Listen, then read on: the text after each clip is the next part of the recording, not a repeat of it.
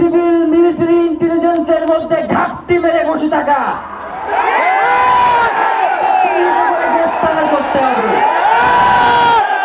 সংগ্রামী বন্ধুগণ, শরীফ ওসমান হাদির পরিবারকে জানানো হয়, রাষ্ট্রের পক্ষ থেকে আপনাদেরকে যদি কোনো সুবিধা দরকার হয় আপনারা আমাদেরকে বলবেন।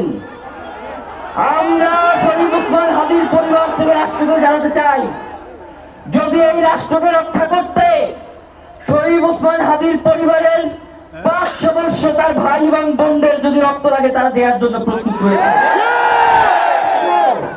এই খুনিদেরকে চিহ্নিত করে বিচারের মুখোমুখি করতে হবে।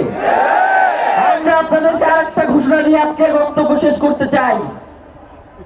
ওসমান হাদির নিরাপত্তার জন্যই কোন জায়গা থেকে তার লাশ নিয়ে যাওয়া হবে আমরা জানি না।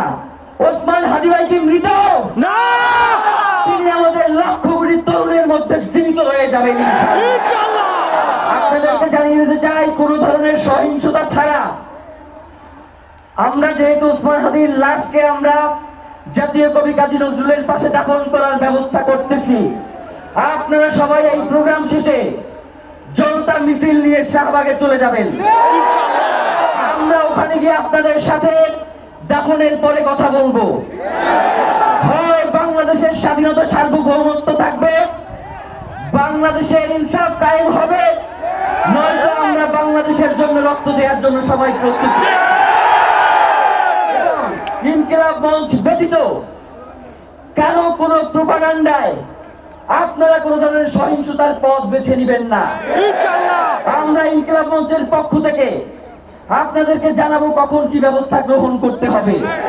আপনাদের সকলকে, এই লক্ষ লক্ষ মানুষকে, আজকে শরীফ ওসমান হাদির জন্য যারা এসেছেন, শহীদ শরীফ ওসমান হাদি, তাকে আমরা সবাই দোয়া করব এবং তার যেই লড়াইয়ের পথ, তার যেই সাংস্কৃতিক আন্দোলন, তার যেই আধিপত্যবাদের বিরুদ্ধে লড়াই, আমরা সকলে সেটাকে একসাথে প্রতিহত করব।